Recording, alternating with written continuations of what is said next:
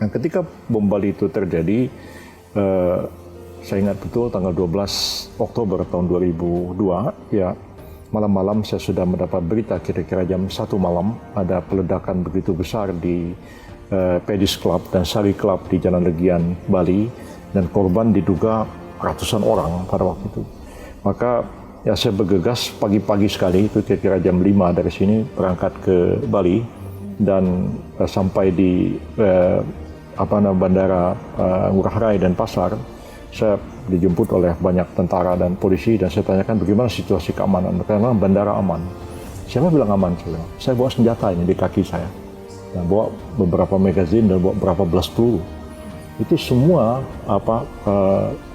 alat detektor di bandara Ngurah Rai. Jadi memang senjata yang saya pegang itu termasuk senjata yang agak canggih dan agak sulit untuk didetek. Tapi peluru-peluru yang dilepaskan bisa didetek. Yang hari itu juga kita perintahkan pengamanan total oleh karena dugaan kita ya pelaku-pelaku bom Bali itu masih ada di Bali. Jadi kita harus mengisolasi Bali dari bar dan dari situ kami datang ke Polda Bali dan Pak Dai Bahtiar pada waktu itu Kapolri juga sampai di sana. Pangdam juga Pak Mangku Pastika Penguasa pada waktu itu Kapolda Bali dan kita rapat dan mereka mengatakan Pak Yusril, Anda Menteri Kehakiman, ya bagaimana kita mengatasi keadaan ini? Ya kita pakai KUHP, ya kita mau pakai Undang-Undang Bahan Peledak tahun 54, kita nggak bisa menghadapi kejahatan ini. Ya siapa pelakunya? Bagaimana mereka melakukan ini?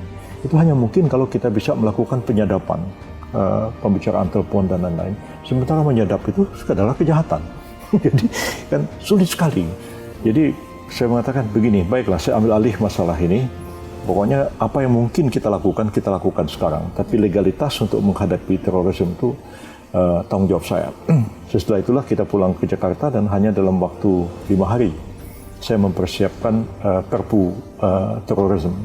Akhirnya Perpu itu dirumuskan, itu pun saat mau ditandatangani itu masih juga terjadi perdebatan dan Pak SBY, Panglima TNI pada waktu itu bilang, Bung Yusril, ya tolong Bang Yusril hadapin orang yang di dalam itu.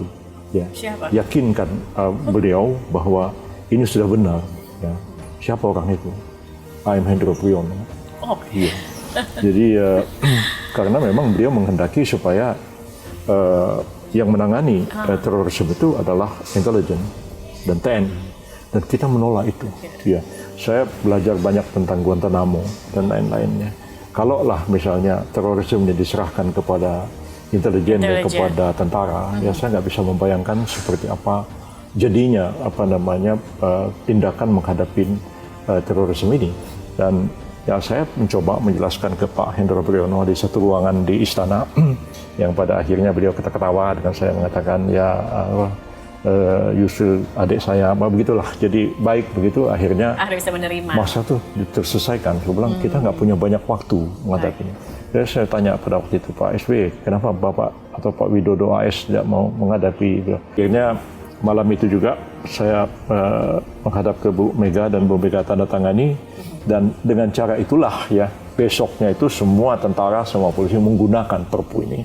Mereka pasang semua alat-alat penyadap. Ya, kita sendiri nggak punya alat penyadap. Ya, beruntung beberapa hari sebelumnya Menlu Australia Alexander Downer dia bertemu saya datang di Departemen Kehakiman dan saya katakan kita nggak punya alat-alat. Australia juga mendatangkan alat-alat penyadap yang masih zaman itu kayak antena parabola sehingga semua pembicaraan handphone tersadap. Dan itu sebenarnya mengapa kita bisa menangkap Imam Samudra, salah satu tokoh kunci dalam gerakan pemboman di Bali itu. Ya, dan kita tahu pada saat itu Imam Samudra itu ada di Selat Sunda. Ya, dia ada terdetek, dia ada di dalam kapal dan ditunggu di Lampung, dan ketika kapalnya mendarat terdetek, dia dari mobil keluar dan mobilnya disekap. Ya, dia tidak tahu bahwa SMS itu bisa disadap. Ya, dia kirim SMS dari situ dan kita tahu di mana koordinatnya. Nah, ketika itu ditangkap ya. Ya itu tahun 2002 ya.